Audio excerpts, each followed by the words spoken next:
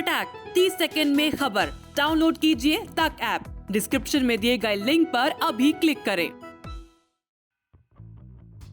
एक चुटकी भर सिंदूर की कीमत तुम क्या जानो रमेश बाबू। ये डायलॉग किस एक्ट्रेस का है और किस फिल्म से लिया गया है यकीनन आपको याद ही होगा। जी हाँ, ये कोई और नहीं बल्कि बाजीराव की मस्तानी दीपिका पादुकोण है, जिन्होंने अपनी पहली ही फिल्म से तगड़ी फैन फॉलोइंग हासिल कर ली।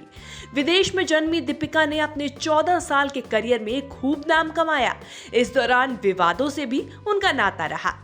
उन्हें नाक तक काटने की धमकी दी गई। विमेन एम्पावरमेंट पर स्टैंड लेने के लिए उन्हें ट्रोल किया गया। अब आप सोच रहे हैं आज ये रिपोर्ट दीपिका स्पेशल क्यों? तो बता दें क्योंकि आज है उनका हैप्पी वाला बर्थडे और इस खास मौके पर जानेंगे दीपिका की लाइफ से जुड़े कुछ सुने, अनसुने और इंटरेस्टिंग किस्से सिर्फ इस रिपोर्ट में।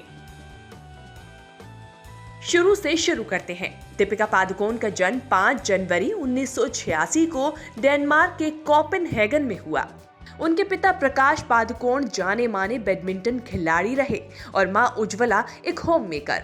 दीपिका ने अपनी शुरुआती पढ़ाई बेंगलुरु के सोफिया हाई स्कूल से पूरी की। उनके दादा रमेश मैसूर बैडमिंटन एसोसिएशन के सेक्रेटरी थे।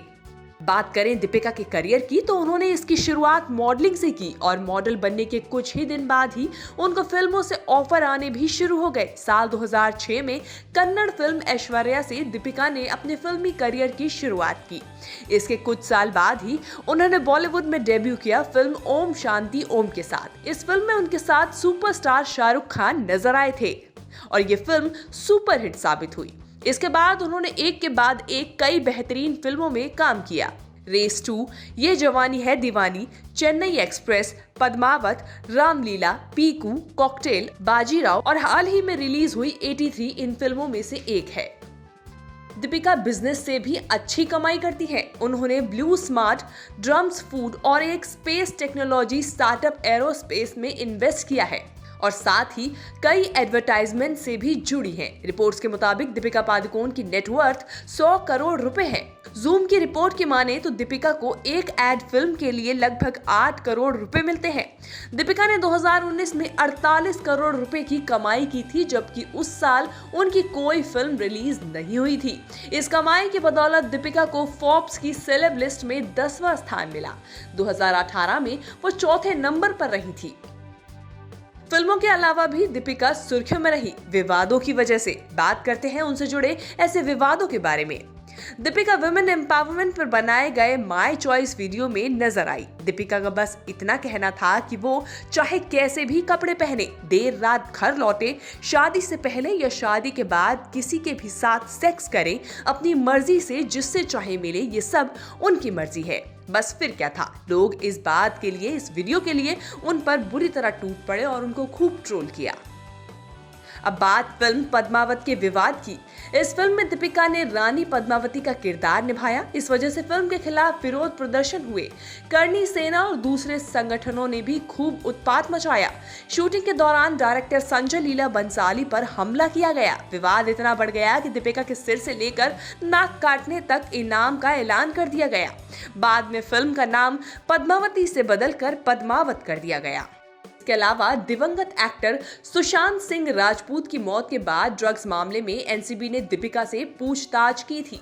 दरअसल दीपिका और उनकी मैनेजर करिश्मा के बीच हुई कथित बातचीत का स्क्रीनशॉट सामने आया था, जिसमें दीपिका करिश्मा से पूछती हुई दिखाई दी थी कि क्या तुम्हारे पास माल है। बस फिर दीपिका फिर से लोगों के निशाने पर आ गई। यही नहीं, दीपिका अपनी नागरिकता को लेकर भी विवादों में रही हैं। जैसा कि हमने पहले बताया कि दीपिका का जन्म विदेश में हुआ था, क्योंकि पिता प्रकाश पादुकोण एक बैडमिंटन खिलाड़ी थे, जिसके चलते उन्हें दूसरे देशों में जाना होता था और इस दौरान उनकी पत्नी भी उनके साथ जाती थी। बताया जाता है कि उसी दौरान दीपिका का जन्म डेनमार्क में हुआ। दीपिका की नागरिकता का मुद्दा उस वक्त सबसे ज्यादा सामने आया जब वो महाराष्ट्र विधानसभा चुनाव में वोट डालने के लिए गई थी। इसके अलावा रियल लाइफ स्टोरी पर बेस्ड साल 2020 में आई दीपिका की फिल्म छपाक रिलीज होने से पहले ही खूब सुर्खियां बटोर चुकी थी।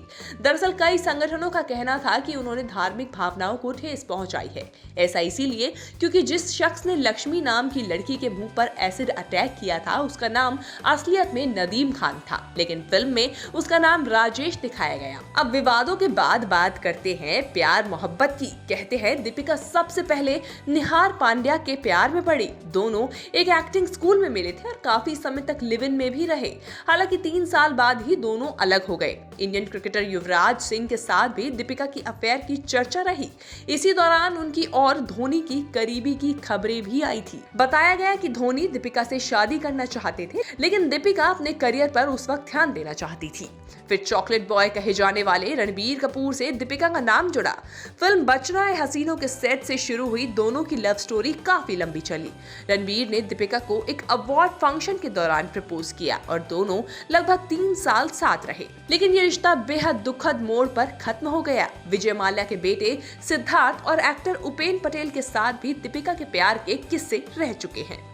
आखिर दीपिका ने साल 2018 में रणवीर सिंह के साथ शादी रचा ली। ये शादी काफी हाई प्रोफाइल रही और कई दिनों तक सुर्खियों में छाई रही। तो दोस्तों, ये थी दीपिका की कहानी हमारी जुबानी। दीपिका की लाइफ पर बेस्ड ये स्टोरी, ये रिपोर्ट आपको हमारी कैसी लगी हमें कमेंट सेक्शन में जाके जरूर बताएं और साथ ही हमारे चैनल को सब्सक्राइब करना बिल्कुल ना भूलें। आप देखते रहिए न्यूज़ तक।